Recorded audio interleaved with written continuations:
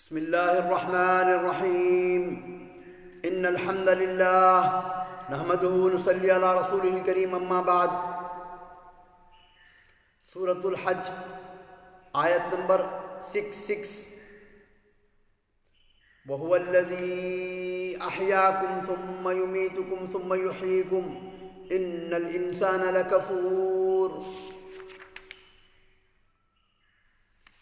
اسی نے تمہیں زندگی بخشی، پھر وہی تمہیں مار ڈالے گا، پھر وہی تمہیں زندہ کرے گا، بے شک انسان البتہ ناشکرا ہے۔ یہ بحیثیت جنس ہے، یعنی انسان کی جو جنس ہے، نوع، انسان کی جو قسم ہے، اس کے اندر یہ بات ہے۔ بعض افراد کا اس ناشکری سے نکل جانا اس کے منافی نہیں، کیونکہ انسانوں کی اکثریت میں یہ کفر و جحود پایا جاتا ہے۔ اس کا مطلب یہ نہیں ہے کہ تمام کے تمام، لیکن اللہ تعالیٰ اکثر انسان جو ہے نا کفور، الا من رحم اللہ۔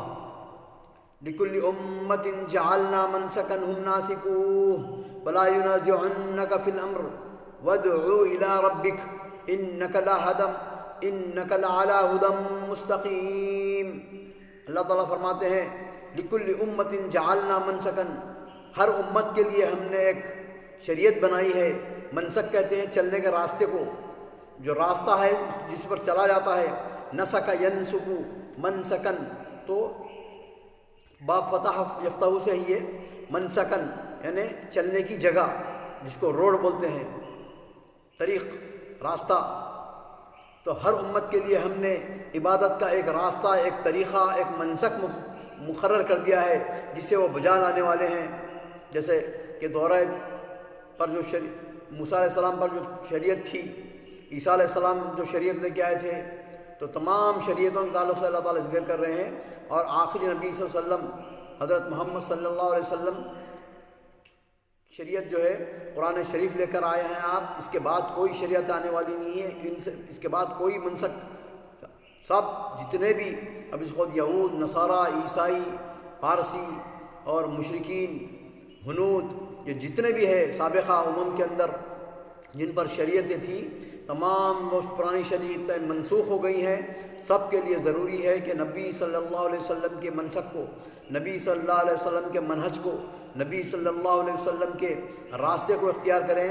سوائے اسی راستے کے ایک ہی راستہ صحیح ہے، باقی تمام راستے غلط ہیں۔ ہر امت کے لیے ہم نے عبادت کا ایک طریقہ مقرر کر دیا ہے جسے وہ بجا لاتے ہیں۔ ہر زمانے میں ہم نے لوگوں کے لیے ایک شریعت مقرر کی جو بعض چیزوں میں سے ایک دوسرے سے مختلف بھی ہوتی، جس طرح تورات امت موسیٰ، انجیل امت عیسیٰ کے لیے شریعت تھی، اب قرآن امت محمدیہ کے لیے شریعت اور ضابطہ حیات ہے۔ اور اللہ تعالیٰ فرماتے ہیں کہ وَادْعُ إِلَىٰ رَبِّكَ، تم اپنے رب کی طرف بلاؤ، نبی صلی اللہ علیہ وسلم کو کہہ رہے ہیں۔ اور نبی صلی اللہ علیہ وسلم کے چلے جانے کے بعد، آپ کے انتقال ہونے کے بعد، ہم مسلمانوں کی، علماء کی، اور جتنے بھی لوگ دین کا مسلمان ہے کہلانے والے، اور جتنے بھی لوگ شریعت جاننے والے ہیں، اور جتنے بھی نبی صلی اللہ علیہ وسلم کا فرمان ہے کہ بلغوا انی ولو آیا، اس کی انتہا ہی ہے، یعنی ایک آدمی کے پاس، کسی مسلمان کے پاس ایک آیت بھی ہے اگر، تو ضروری ہے کہ وہ دوسرے تک پہنچا دے۔ اس کے لیے ضروری ڈگریاں وغیرہ ہونے کی ضرورت نہیں، لیکن اپنے جیسے جیسے آدمی کا دائرہ وسعت ہوتا جائے گا معلومات کا، ویسے ویسے اس کے لیے ضروری ہے کہ وہ دعوت کا کام کریں۔ تو وَادْعُ إِلَىٰ رَبِّكَ، اپنے رب کی طرف، اپنے دین کی طرف اور توحید کی طرف، وحدانیت کی طرف بلاؤ تم، إِنَّكَ لَعَلَىٰ هُدًى مُسْتَقِيمٍ۔ بس انہیں اس امر میں آپ سے جھگڑا نہ کرنا چاہیے، آپ اپنے پروردگار کی طرف بلائیں، یقیناً آپ ٹھیک ہدایت ہی پر ہیں۔ یعنی ایک ہی ہدایت کا راستہ ہے اس وقت امت محمدیہ صلی اللہ علیہ وسلم کا، اور وہ ہے شریعت محمدی، یعنی مسلمان۔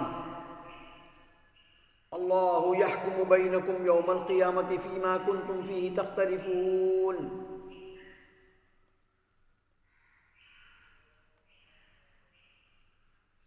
پھر بھی اگر یہ لوگ آپ سے الجھنے لگیں تو آپ کہہ دیجئے کہ تمہارے اعمال سے اللہ بخوبی واقف ہے۔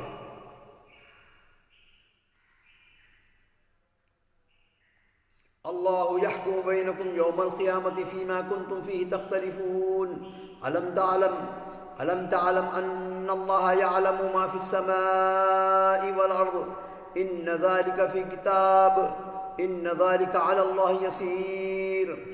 تمہارے سب کے اختلافات کا فیصلہ قیامت والے دن اللہ تعالیٰ کریں گے. کیا آپ نے نہیں جانا کہ آسمان و زمین کی ہر چیز اللہ کے علم میں ہے؟ یہ سب لکھی ہوئی کتاب میں محفوظ ہے. اللہ پر تو یہ امر بالکل آسان ہے.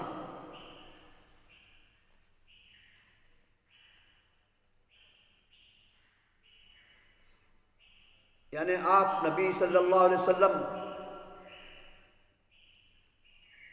آپ ان کے جھگڑے کی پرواہ نہ کریں، بلکہ ان کو اپنے رب کی طرف دعوت دیتے رہیں، کیونکہ اب صراط مستقیم پر صرف آپ ہی گامزن ہیں. یعنی پچھلی تمام شریعتیں منسوخ ہو گئی ہیں. یعنی بیان اور اظہار حجت کے بعد بھی اگر یہ جدال و منازعات سے باز نہ آئیں تو ان کا معاملہ اللہ کے سپرد کر دیں. اللہ تعالیٰ ہی تمہارے اختلاف کا فیصلہ قیامت کے دن فرمائیں گے. بس اس دن واضح ہو جائے گا کہ حق کیا ہے اور باطل کیا ہے، کیونکہ اس کے مطابق سب کو جزا دے گا. وَيَعْبُدُونَ مِن دُونِ اللَّهِ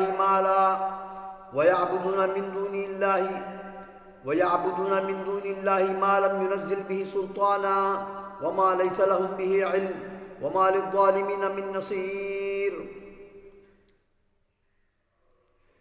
اور یہ اللہ کے سوا ان کی عبادت کر رہے ہیں جس کی نہ تو کوئی اس نے دلیل نازل فرمائی ہے، نہ یہ خود ہی اس کا کوئی علم رکھتے ہیں. یعنی ان کے پاس نہ تو کوئی عقلی دلیل ہے جسے کسی آسمانی کتاب کے ساتھ یہ دکھا سکیں، نہ عقلی دلیل ہے جسے غیر اللہ کی عبادت کیا اس بات میں پیش کر سکیں. بس ایک ہوا ہے، ان کے نفسوں کی خواہشات ہے، اس پر چلتے جا رہے ہیں اور بغیر کسی دلیل کے. وَإِذَا تُتْلَىٰ عَلَيْهِمْ آيَاتُنَا بَيِّنَاتٍ تَعْرِفُ فِي وُجُوهِ الَّذِينَ كَفَرُوا الْمُنكَرَ يَكَادُونَ يَسْطُونَ بِالَّذِينَ يَتْلُونَ عَلَيْهِمْ آيَاتِنَا قُلْ أَفَأُنَبِّئُكُم بِشَرٍّ مِّن ذَٰلِكُمُ النَّارُ وَعَدَهَا اللَّهُ الَّذِينَ كَفَرُوا وَبِئْسَ الْمَصِيرُ. جب ان کے سامنے ہمارے کلام کی کھلی ہوئی آیتوں کی تلاوت کی جاتی ہے تو آپ کافروں کے چہروں پر ناخوشی کے صاف آثار پہچان لیتے ہیں. وہ تو قریب ہوتے ہیں کہ ہماری آیتیں سنانے والوں پر حملہ کر بیٹھیں. کہہ دیجئے کہ کیا میں تمہیں اس سے بھی زیادہ بدتر خبر دوں؟ وہ آگ ہے جس کا وعدہ اللہ نے کافروں سے کر رکھا ہے. یعنی قرآن جو ہے، قرآن کا ایک نام فرقان بھی ہے، یعنی حق و باطل کو جدا کرنے والی. جو لوگ جن کے دلوں کے اندر نرمی، جن کے دلوں کے اندر مائل با صراط المستقیم، اور جن کے دلوں کے اندر اچھائی کی خواہش اور اچھائی کا کرنے کا جذبہ ہوتا ہے، وہ قرآن سننے کے بعد ان کے دلوں میں ایمان اور زیادہ ہوتا ہے.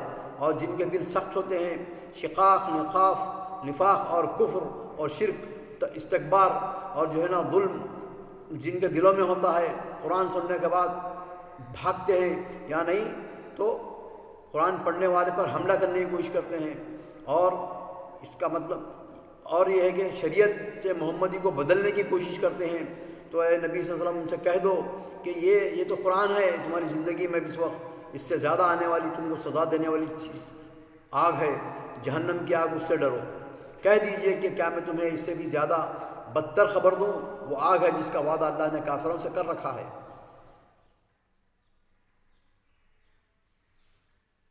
اپنے ہاتھوں سے دست درازی کر کے یا بد زبانی کے ذریعے سے، یعنی مشرکین و اہل ضلالت کے لیے اللہ کی توحید اور رسالت و معاد کا بیان ناقابل برداشت ہوتا ہے، جس کا اظہار ان کے چہرے سے اور بعض دفعہ ہاتھوں اور زبانوں سے ہوتا ہے.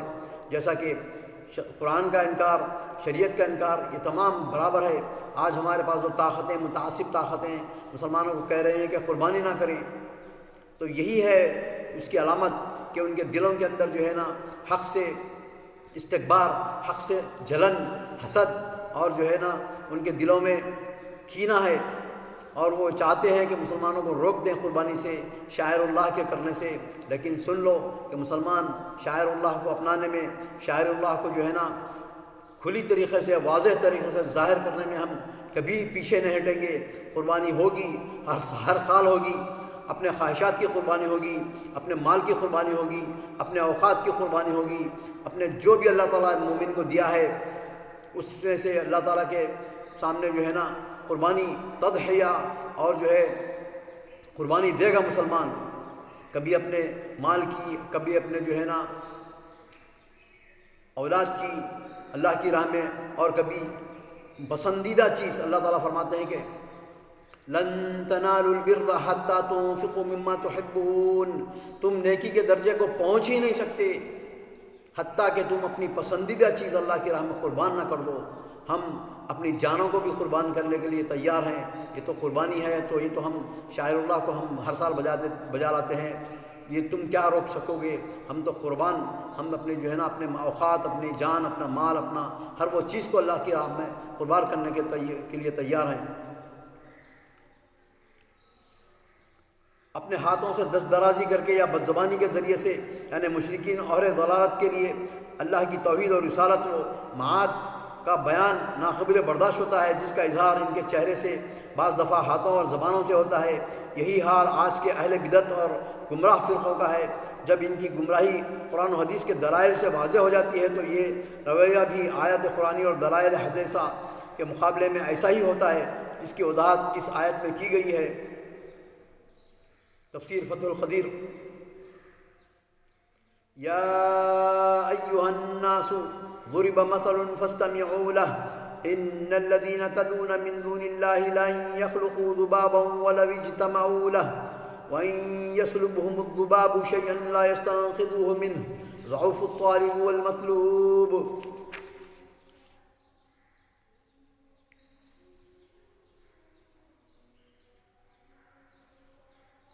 لوگوں، ایک مثال بیان کی جا رہی ہے، ذرا کان لگا کر سن لو۔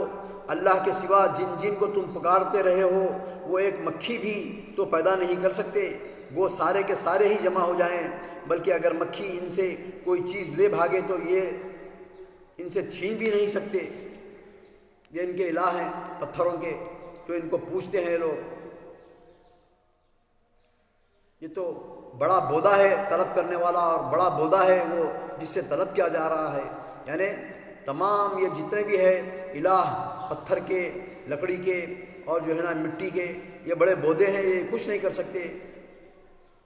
عبادت کرنے والے بھی کمزور ہیں اور عبادت کیے جانے والے بھی کمزور ہیں۔ انشاءاللہ اس آیت کی تفسیر کل واضح طریقے سے ہوگی۔ انشاءاللہ اس کی تفسیر جو ہے نا تھوڑا وسعت کر کے بیان کی جائے گی۔ اللہ تعالیٰ سے دعا ہے کہ ہم کو قرآن پڑھنے کی، سمجھنے کی، عمل کرنے کی اور صحیح بات و تبلیغ کرنے کی توفیق عطا فرما۔ وآخر دعوانا الحمد للہ رب العالمین۔